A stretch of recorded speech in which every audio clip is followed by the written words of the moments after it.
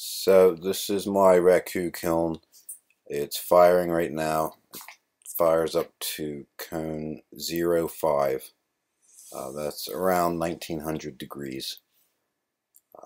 We're going to take it apart after this, take a look at it, and see what it looks like inside. I have a lot of experimental brick in this kiln.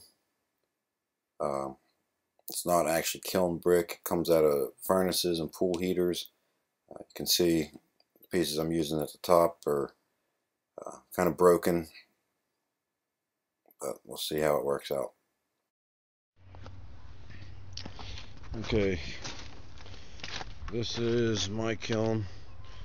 I'm using a gas burner inside underneath a 26-inch electric kiln.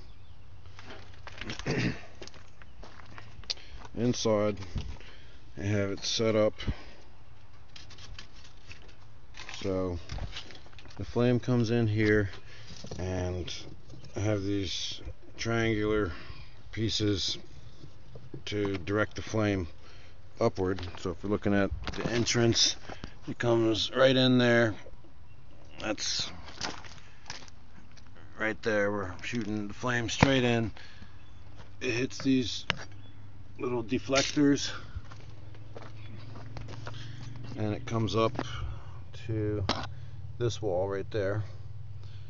Now, a piece that goes in on top here, which I'm not sure about the quality of this material. It's kind of warping pretty bad, although it is getting direct heat applied right to it the whole time. So that piece sits like that. So the flame comes in underneath here, hits the deflectors, shoots up.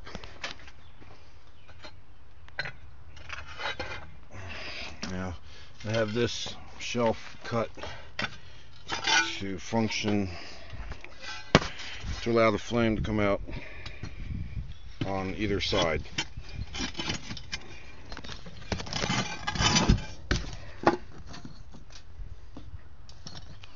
Okay, so the flame comes up directly underneath this shelf here, comes up on the sides. Now what I think I need to do, this is going to be a downdraft kiln, so there's two lids right there that'll go on top of this and seal that off, forcing the heat to go back down. So I need to cut this shelf back a few more inches here, or maybe just cut a little channel out of it. So the chimney is about maybe 5 inches by 6 inches or so, which really doesn't matter. I just need to get the, make sure it has enough volume getting out. We're gonna add a chimney on, which is not here right now, but there will be a chimney coming out right down there. And then the last thing, last firing, I had these pieces in here to kind of stop the flame. I want to make sure it doesn't just shoot right up and out the chimney. So what I'm going to do this time, I think some of the pieces were burning a little bit. This burner I think is a little bit big for this size and volume, but what I'm going to try next time is I'm going to set up a little bag wall like this on both sides.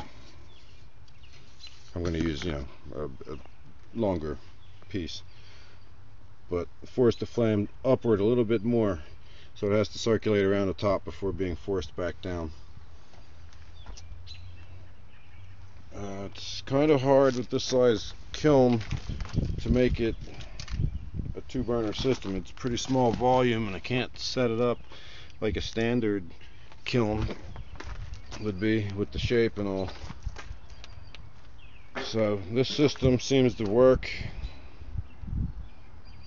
I've had success with it so far, but I'm just gonna try and tweak it a little bit and make it a little more efficient in the heating. Some of the heating is not as it's not as consistent in certain spots. Now I fire this this is a raku kiln, so it's not being fired real high. Oops, I just broke my piece lifting the shelf up. Well, that's good. That's lets me know that that material is good for maybe 5 or 6 firings, and after that it crumbles and falls apart. So we're back to we're gonna have to replace that piece with another piece, but that's okay. We got plenty of stuff to work with. Most of this material actually comes out of pool heaters or furnaces, but you can get some of this brick that's it's made for high temperature stuff. I wouldn't do a Kiln 10 firing with it, but it certainly works on outer surfaces, not directly inside the fire chamber. But I have this white foam board too. These all come out of pool heaters and a variety of other heating things that use direct flame, but they're great if you can get your hands on them to use as outer layers. Building a chimney out of mine. So anyway, yeah, when the flame comes up and hits these deflectors here, it hits this wall and it's directed left or right, and what I have here on the sides where it directs left and right is a little more deflectors, these little guys here that shoot the flame upwards.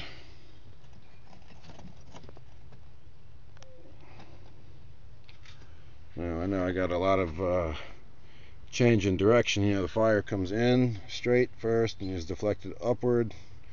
I guess that's the first actual deflection. Then it's deflected left and right, which would be the second, and then it's deflected up again, which would be the third deflection before it actually enters the stacking area.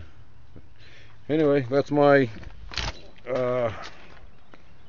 I guess 4th or 5th design. This design seems to work pretty good. I like it. I do have a different piece in the front here. Yeah, that's not the hole for that burner to go in. Alright, let me see if I can get this. Oh, this is not the right one either, but I have a piece here that sits in there, and it's cut out for the burner, so it's not this big hole. And I actually used another burner too before, which works really well.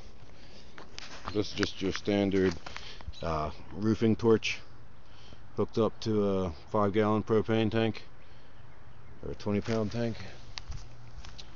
But yeah, the piece that for that torch was this. Sits right in there like that, and that's the inlet for the gas burner. Anyway, that's it. Hope you enjoyed it. Always open for suggestions if anybody likes it and has a comment or a different design or an improvement or suggestion. I know I got a lot of cracks in this thing. These bricks definitely hold the heat in, but they are not kiln brick. They do degrade, so that's why I take little videos here to make sure I know what brick works and which brick does not. Okay, thanks for watching.